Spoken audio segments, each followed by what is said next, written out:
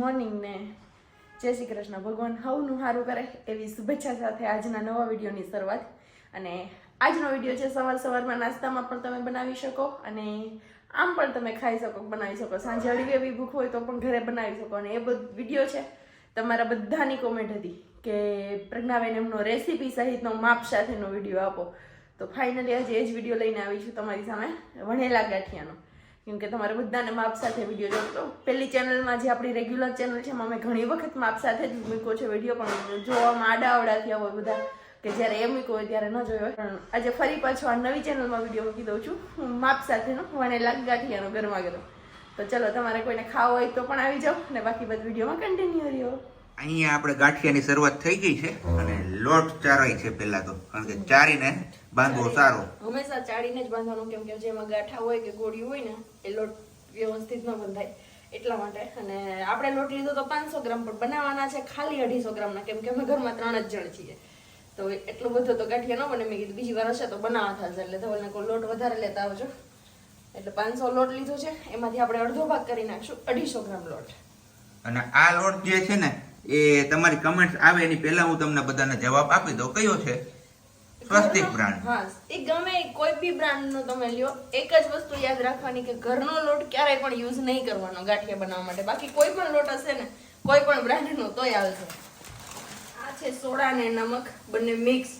એટલે કે જો કિલો લોટ હોય તમારે તો 10 ગ્રામ સોડા ને 20 ગ્રામ મીઠું, એનું માપ છે પરફેક્ટ. 20 ગ્રામ મીઠું લેવાનું છે અને 10 ગ્રામ સોડા લેવાના છે ટાટા ઉપર લખેલું આવે પેકેટમાં. ને રીંગણી કલર એટલે કે વાઇન કલર ની, ગુલાબી કલરની, એવા કલરની આવડી કોથળી આવે છે. 5 રૂપિયાની તો કોથળી આખી આવી જાય એવી રીતના આવે સોડા. એ સોડા લેવાના છે. અને આપણે લીધા છે 1/2 કિલો લોટ, તો 1/2 કિલો લોટમાં 5 ગ્રામ સોડા અને 10 ગ્રામ મીઠું એવી રીતે છે. હવે 1/2 કિલોમાંથી પણ આપણે આનો અડધો ભાગ કરીશું, એટલે કે 250 ગ્રામ નું કરીશું. એટલે 2.5 ગ્રામ સોડા અને 5 ગ્રામ મીઠું એવી રીતનો. તો આવી રીતની સ્પૂન છે તમે ભરીને માપ કરશો તો બી થઈ જશે. 1 ચમચી ભરો એટલે 1 ચમચી પાછળ વધે. મેઇન વસ્તુ મોણ નાખવાની. કાં તો મોણ ઓછું થાય ને કાં તો મોણ વધી જાય, બેમાંથી એક જ પ્રોબ્લેમ થાય આપણે ઘરે બનાવતા હોય ત્યારે. કેમ કે પરફેક્ટ માપ આપણે આગળ ન હોય ને એટલે. મારી આગળ ગ્લાસ છે પણ અત્યારે નથી, એ ડબ્બામાં છે એટલે હું કાઢતી નથી એ ગ્લાસ. એ આપણે પરીનો પ્યાલો આવે, ખબર? ગામડે રહેતા હોય ને કયાદ જ કોઈ જોયું હોય ને તો આપણે દૂધ આપતા ને ત્યારે પરીયો પ્યાલો આવતો. એ કિલ્લામાં 1.5 પ્યાલા જેટલું મોણ નાખવાનું હોય 1 કિલા લોટમાં. અને મારી આગળ એ ગ્લાસ હતો એ પરફેક્ટ માપ હતો, એટલે 1 કિલા લોટમાં હું 1 ગ્લાસ નાખતી. પણ અત્યારે હું તમને પાવડાથી માપ કરી બતાવીશ. પાવડું જનરલી બધાના ઘરમાં હોય જ. આ 1 પાવડું અને આ 2 પાવડા, બસ 250 ગ્રામ લોટ છે એટલે 2 પાવડા ઇનફ થઈ જાય. તમારે 500 ગ્રામ લોટ હોય તો 4 પાવડાથી 4.5 પાવડા નાખવાનું, એવું લાગે તો. બાકી કઈ નથી નાખવાનું. સીધું પાણી નાખીને પેલા લોટ બાંધશો. હિંગ હંમેશા છેલ્લે નાખવાની, પેલા નાખશો તો લોટનો કલર બદલી જશે એટલા માટે. અને આ મરી છે એ પણ નાખી દઈએ. એને પણ આજ કચરા વાઈટા છે ઘરે, જે પાવડર આવે છે ને એ નથી યુઝ કર્યો. આ રીતનો લોટ બંધાઈ જાય ને પછી આપણે હિંગ એડ કરી દેવાની. અને પછી પાછું માથેરી નાખવાનું. હા, પછી મસળવાનું. અને મસળવાનો થોડોક વધારે રહેશે એટલે મહેનત થોડીક પડશે, કેમ કે જેમ લોટ મસળશો ને એમ જ ગાંઠિયો સરસ વ્હાઈટ થશે અને ફૂલ છે.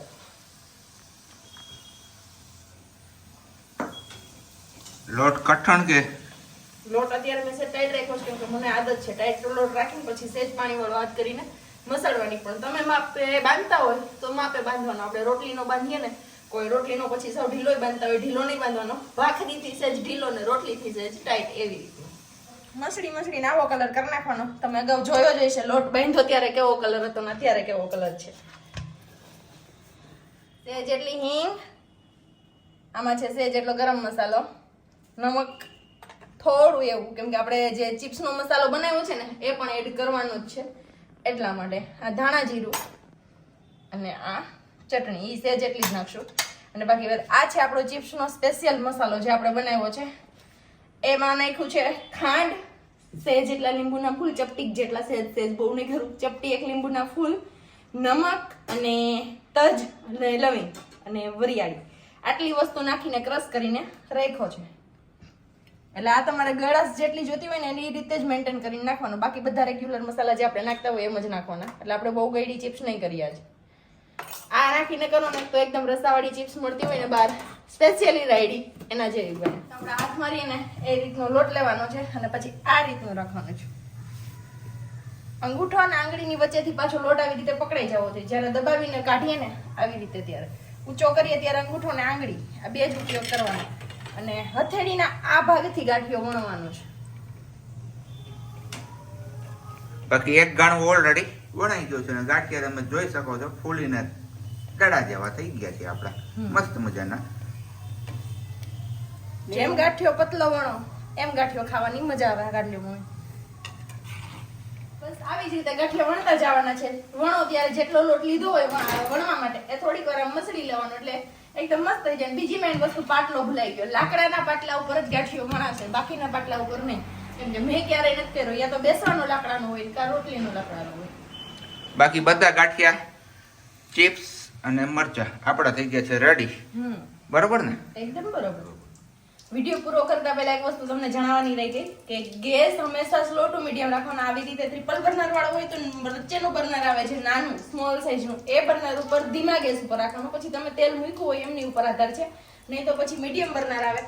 આ બર્નરનો ક્યારે યુઝ નહીં કરવાનો ગાંઠિયામાં, કેમ કે એમાં હાઈ ફ્લેમ ન જોઈએ અને સાવ સ્લો તેલ હોય ને એમાં તળો ને તો જ ગાંઠિયો તમારો સરસ બનશે. પછી નહીતર શું થશે કે ગરમ તેલમાં તળશો ને વધારે તો ગાંઠિયો સીધો કડક થઈ જશે, પોચો નહીં બને સોફ્ટ અને બહારથી સીધો લાલ થઈ જશે ગાંઠિયો. આ ગાંઠિયો જો આફેડો તૂટી ગયો, આ ગાંઠિયો પરફેક્ટ કહેવાય. આફેડો તૂટી જાય ને આવી રીતે તમે વણી નાખો તો આફેડા છૂટા થઈ જવા જોઈએ, નાના નાના ટુકડા.